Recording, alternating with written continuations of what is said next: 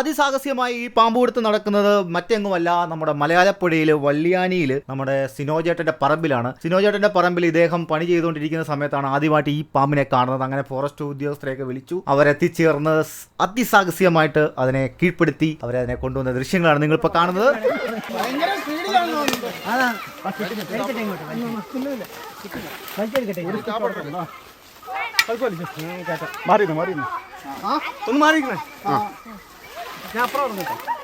സ്പീഡിലാണ്.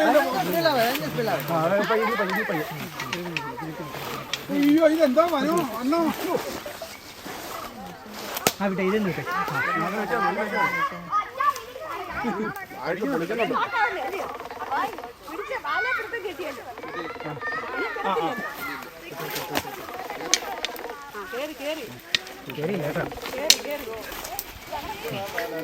ഭയങ്കരമായി പോളാണ്.